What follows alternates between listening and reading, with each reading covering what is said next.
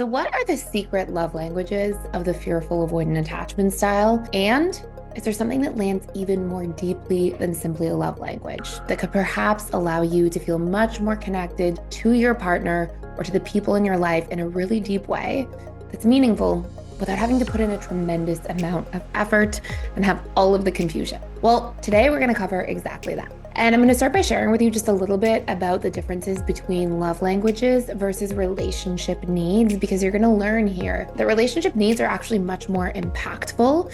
And then we'll talk about what the love languages and relationship needs are for the fearful avoidant. And this can be something that if you are the FA listening to this, you can leverage this and bring this into your relationships, let people know that these are the things that really light you up. Or if you're the loved one of a fearful avoidant, this will help you connect much more deeply to this individual.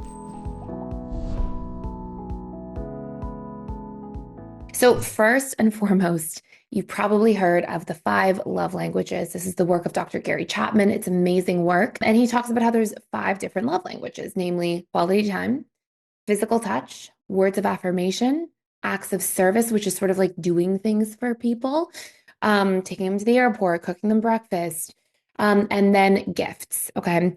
I feel like they're all pretty self-explanatory.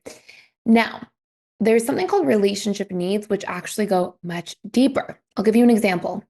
I have a big need for emotional connection, but I have a love language. My biggest love language is quality time. But if I spend quality time watching a television show with somebody, that's not going to land the same as getting the need met for emotional connection. If I watch a television show, quality time, but if I have a deep conversation with somebody, that meets the need for emotional connection. I'm going to feel way more connected. By the same token, if you have a dismissive avoidant who has maybe in their top 3 love languages, words of affirmation, if you give them grandiose compliments, they're not going to like it. They want sincere forms of acknowledgement. That's their type of words of affirmation. Whereas an anxious attachment style, their type of words of affirmation is very much about, bigger compliments, really deep compliments that make them feel really special and important. And that's more validation based. So those, validation and acknowledgement are needs.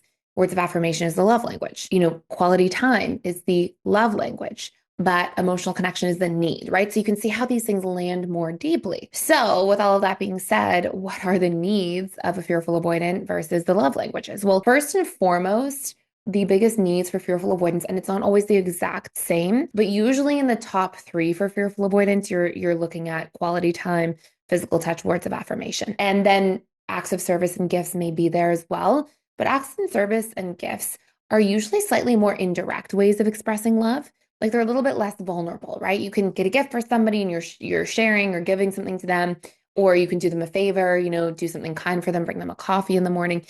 But, physical touch is much more intimate, right? Quality time and being really present with somebody is much more intimate as a general rule. It depends on how you spend your quality time, of course, if you're just watching television. And by the way, there's a relationship need to be present, right? And that's a big need for fearful avoidance. We're going to come back to this in a moment. And then words of affirmation are there. But again, fearful avoidants want the sincere version. If you give them too grandiose of compliments, they often will feel distrustful. Like, do you really feel like that? That's a really intense compliment. Do you really mean it? And they can sort of shy away. Now, if you look at the relationship needs of fearful avoidance, some of the biggest ones are to feel seen, to feel like somebody's present with them, to feel like there's novelty or exploration in the relationship. Of course, emotional connection and depth are huge for fearful avoidant attachment styles. They also want their freedom and independence and autonomy to be like seen and supported and understood. And they generally want to feel they themselves are understood by their partners in relationships. So those are just to name a few, but those are the things that if you do those things in the relationship, you have depth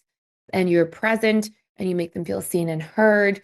And you also have novelty and exploration and passion. Like if you have all of those things, you're generally going to see that this is the way that they feel most connected. And that's going to go a lot further than just quality time or these higher level love languages. Those are great pointers, but they're not necessarily the things that are going to match as specifically for what that person is truly seeking. And that's why I think relationship needs provides such a powerful framework. Now, if you want to go a little bit deeper into relationship needs, you can actually check out a course fully for free for 7 days, all about learning your needs and your partner's needs. And it will help you really, or even just like people in your life, understanding their needs and how they function and how they work. And there's a questionnaire and some worksheets to get super, super clear. There's also a big list of needs that you'll be able to see in terms of personal needs, relationship needs. It really goes deep. So you can check that out fully for free, just for a limited time. I will put that link down below. And we actually have a really cool promotion happening right now where if you spin, you can spin to win. So you can get like a 14-day free trial or a 7-day plus free course for life, or you can get a free membership even. So you can check that out.